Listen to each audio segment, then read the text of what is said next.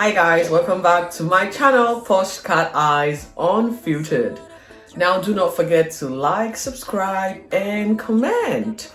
Let's get into the reality bites for today. In a matter of months, our TV screen is going to be hit with the new season of Married at First Sight. Now Channel 9 has decided that whilst we wait for this new season, they were going to grace us with a new reality series format, and the series is titled My Mom, Your Dad.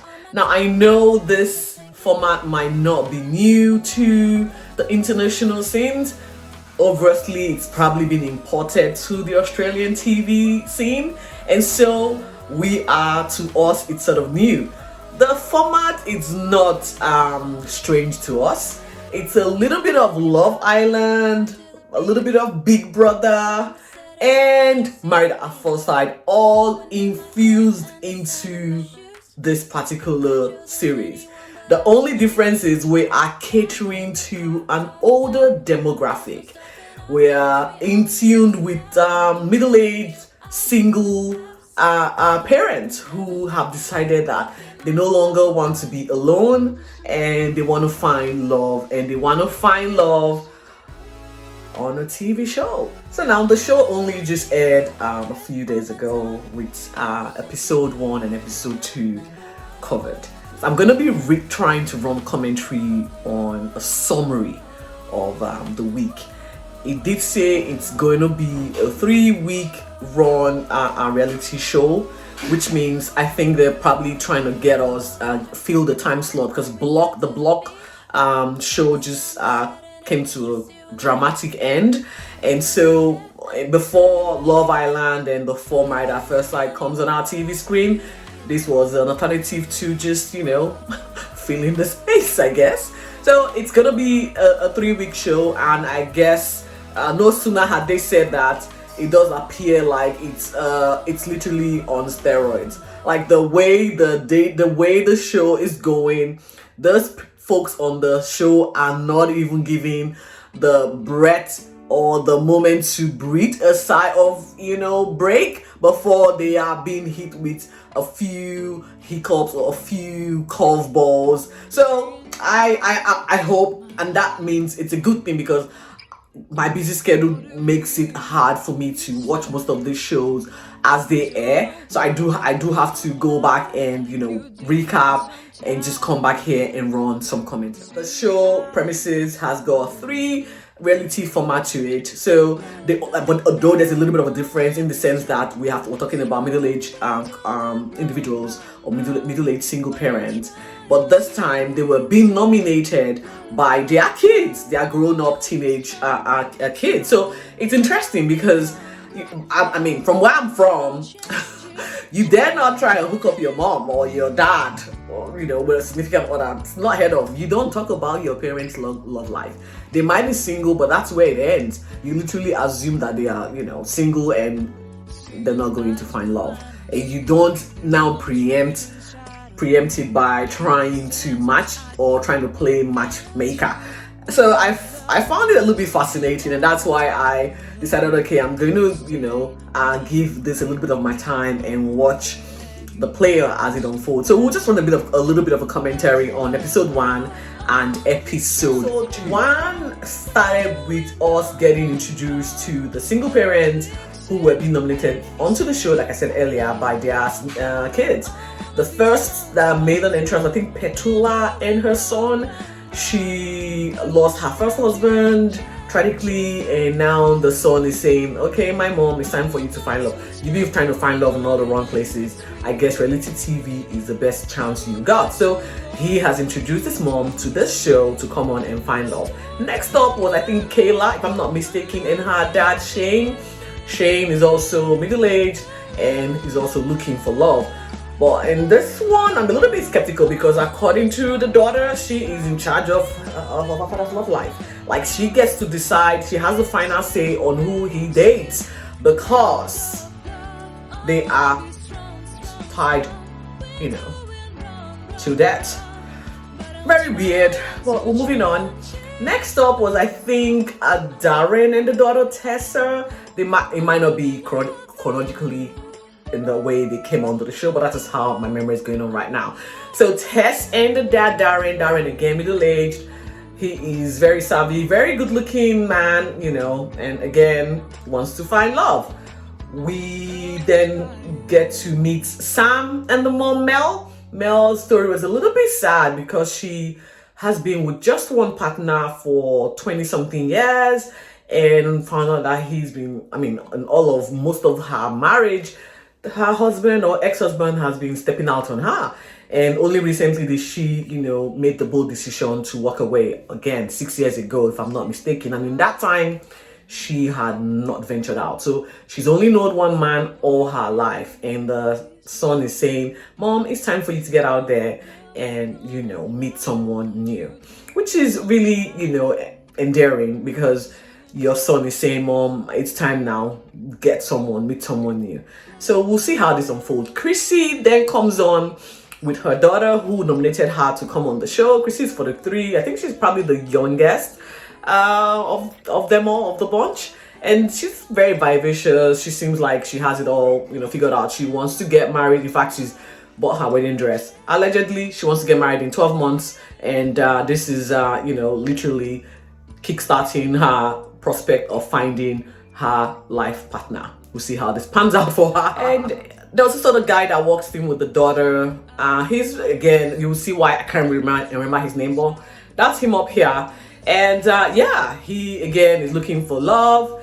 And the final entrance, is it the final entrance, or there's Meritet, I can't pronounce her name now, but that's her being nominated by the daughter, who feels like the mom, needs to find love. She's 56 and, beautiful, and although very guarded, needs to find love ASAP. I think the last person for the night was Heath, a firefighter, and the son Hayden, if I'm not mistaken. I'm still getting to know that. I'm still getting used to these characters. Okay, so but then they're here as well, and he wants the dad to find love. He's also guarded, his own backstory, again very sad, and you get to see why.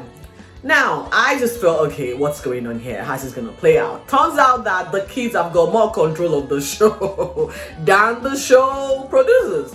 Pretty much, the kids have now turned into relationship consultants. Yes, and this is where the Big Brother-like scene came on for me, in that they were now sent into a kids' bunker filled with microphones and spy cameras. So they literally are going to be spying on their parents and how they were dating or how they were navigating their new environment, as well as socializing with the other parents in the show.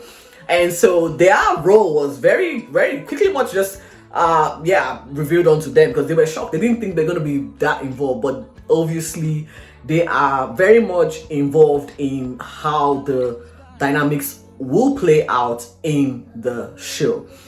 The host revealed to them that yes, you are going to be deciding the fate of your parents, who will go on a date with who, and what happens from here on out. And guess what? Just start spying away.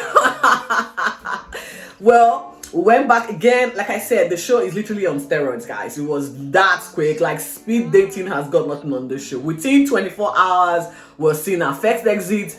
We're seeing first dates. I was like, wow, this is too much for me. Like, hold on a second. I need to catch my breath here. Now, it did kick off pretty quickly. So the host actually came on to the parents' corner and asked, okay, now it's time for you guys to just choose who you would like to go on a date with. No sooner than this was said, Mel chose Shane. It seems to be the most preferred, or the MVP of the night. Chrissy also chose to, have a go on a date with Shane, and in a triangle, or a love triangle, sort of just was birthed, and that is probably where the drama would, I think, come from. Given the fact that there are two women that was already into this one guy. The Petula chose to go on a date with Darren, leaving Mete, or whatever her name is, to choose between the other guy and heat. She decided she wasn't going to go on a date with any of them because she hadn't made any connections yet. Again, like I said, she's very guarded. So I guess it kind of bruised the ego of these other men that were left looking for who would, pick them up, take them out for a date. The scene ended with this particular episode ended with the children having to, go on, have a competition amongst themselves. Competition involved them guessing something that the parents said or did in a past or previous scenario, and so who gets the most points wins and eliminates one of the parents as well as a child from the show. Was really scary for the children because you're gonna be living with someone you're evicting, so to say. But I guess when it comes to love, it's all fun and games. Let's play. So the game started and a few of them had a point to themselves. I think Kayla came up top, but we did not find this out until episode 2. There was something that ensued amongst the dads. They started talking ill, or should I say unkindly, to about one of the women in the house by the name of Marette.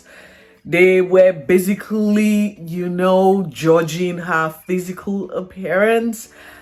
I would say it has something to do with the fact that she did not choose any of them. You know how it is. Some men just have little egos and they can't handle rejection very well.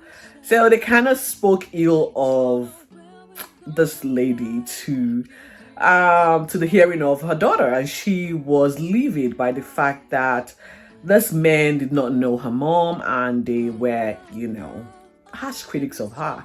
And you know how that feels, right? The other kids of this parents who were engaged in this naughty or nasty conversation were also there. So they were uncomfortable, to say the least. So it just became an all-out uncomfortable environment. And I understood how that went down, or how that would have felt for all parties involved. And she was hoping to win the game so she could, of course, evict or eliminate the one guy who had the most unkind things to say about her mom. Now we just have to get on to episode 2, because that is where the whole thing went down. And in episode 2, Kayla, we'll find out who won. Kayla, of course, won. That's Shane's daughter.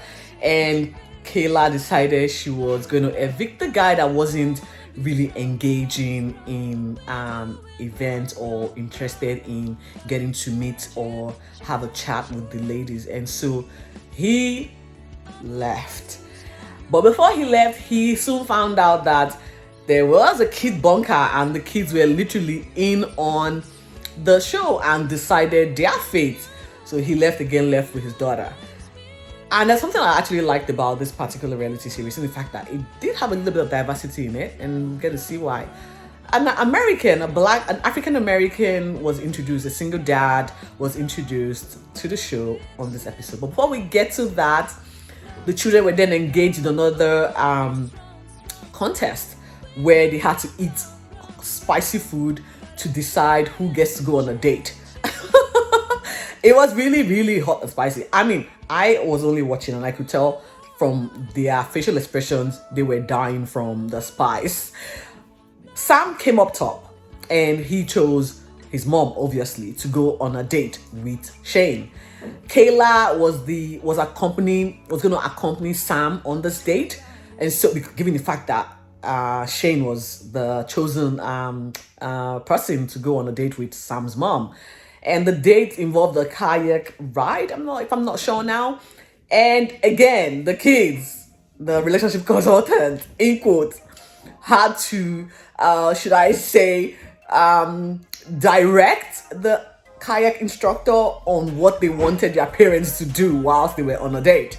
It was fun. Mel, again, you could see she was sort of trying to ease out and embrace the newfound freedom that she's just gained. It was a bit difficult and a little awkward on her part, but you have to give it to her. She is just only starting to venture out into the wild world that is dating world, and so she was just a little bit preppy, a little bit it was just so funny and naive as well. Shane, on the other hand, we're not so sure where he's at. He feels like he's the king of the castle now because he's got two women chasing his tail, and he's trying to milk it for what it was. I just didn't like that. For me, I would have just said, why don't you find who you like amongst these two and make that decision quickly so you don't hurt people. But again, the show, again, like I said, is on steroids. So all of this event took place in a matter of 3 days. So I guess there's just not enough time for you to breathe in and relax before, delving into pockets of relationships. Anyway, the date went on well. They came back, but then Chrissy was seeing red because she, again, is into Shane, and she really wanted that date for herself. It didn't happen. Shane and Mel came back to the house that were already getting ready for like a dinner-like ceremony, where they were going to sort of be introduced to a new entrant into the show. And then we get to see Ro. His name is Ro. He's an African-American single dad who has moved to Australia. He runs a basketball business, according to him.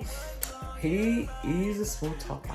No sooner had he walked in, the women were swooning. You could see they literally were just like giggling. It was so obvious. I did not think he was going to get that reaction. That wasn't the reaction I was expecting that he would get. And I was really surprised at the fact that he made the men nervous. He walked in confident. He walked in good looking. And the kids, one cab couldn't wait to meet his kid.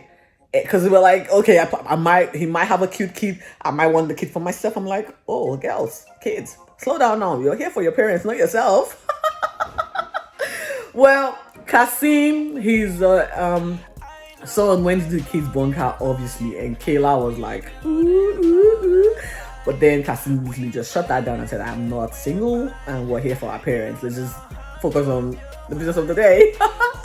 Back to Ro. Ro decided he was going to get to introduce himself, have one-on-one conversations with the ladies, which he did.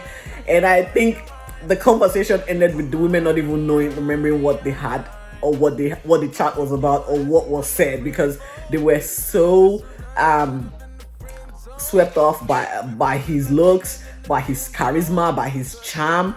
I really don't know how to describe what I was seeing, but it felt like they were ready to eat this guy alive. The men were sort of course, you know how it is, like territorial. Like some strangers walked into our space and, grabbed the interest of our women. Now we're left in the corner. We don't like this. So this is where it ended for us.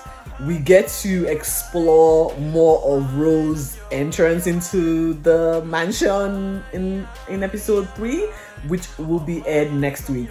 As well as I think there's going to be a new entrant as well, a female this time, but that would mean someone would have been leaving or would have left the show for someone else to come in. So we'll see how this unfolds next week, where we get to watch episode 3.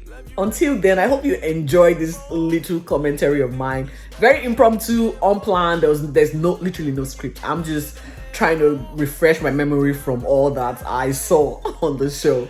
All right then, I'm gonna leave you here and see you very shortly. Be safe. Bye.